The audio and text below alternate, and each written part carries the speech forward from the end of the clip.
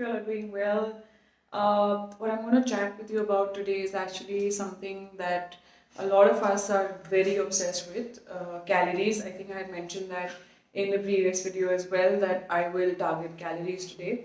And I really struggle a lot with this topic when it comes to educating everybody around me about calories that you consume, calories that you burn. It actually doesn't end there. In fact, it's not just about burning or consuming calories, right? And what happens is most of us think that yes, a calorie deficit means you just eat less and burn more, and if you have to be on a surplus, you eat more and burn less. Well, that's not the be all and end all of calories. And I think overall, all of us are super obsessed with tracking our calories, noting it down, or uploading it onto one of those apps. But let me tell you one thing about the apps per se. See, these are all, at the end of the day, not calculated by human beings.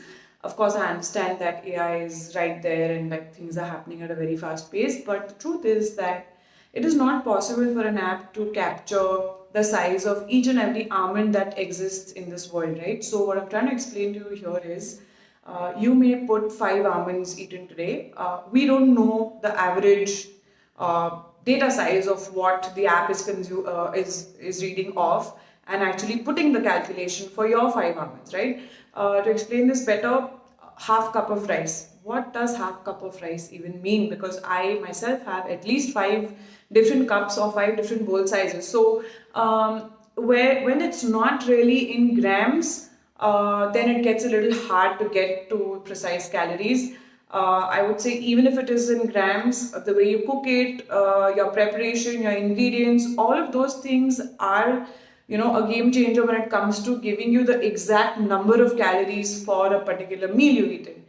Which is why it's just best to not continuously try and calculate them. I mean, it's been 7 years that I've been in this profession now, and I never calculate my calories because you can actually never have a precise amount of calories that you consume. It's never 1300 or 1400. It's always in a range that's more flexible as well.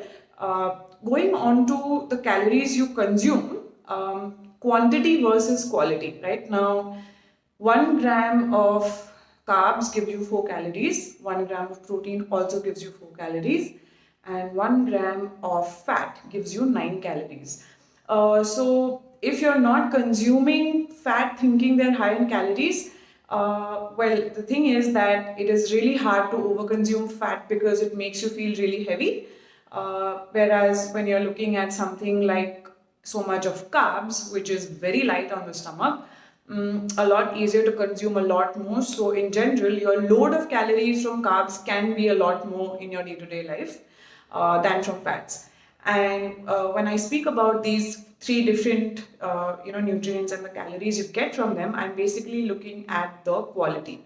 So to explain this better, think about this example. You can either eat half a kg of cake from maybe which contain maybe 1500 calories through the day, or you can eat 3 steaks that consume the same amount of calories, steaks and veggies, through the day. So think about what's going to keep you full for much longer and what's just going to give you a sugar rush for 10 minutes and keep getting you hungry, even more hungry as the days goes by, right? So you may be consuming 1500 calories from both the meals, half a kg of cake and the steak. But can you see the proportion of calories? Can you see the quality that you're consuming? And of course the quantity still remaining the same. So that is what I'm trying to explain to you, that it's not always about just the number of calories you consume. For example, I may give you 1000 or a 1500 calorie diet and say, okay, fine, you are allowed 1500 calories. Now,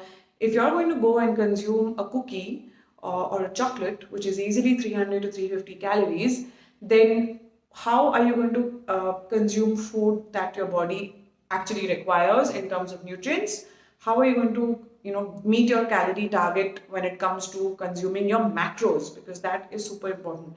Count your macros, be aware of your macronutrients, which are your protein, carbs, fats. Be aware of how much of these you're consuming generally, visually. Of course, you should not consume one small piece of chicken and like that much rice or that much chapati or that much pasta. So try and keep the proportion in place. But if you were to track anything, I would rather suggest you track your protein intake, see how much protein you're getting in, but not definitely track the number of calories that you're eating every day.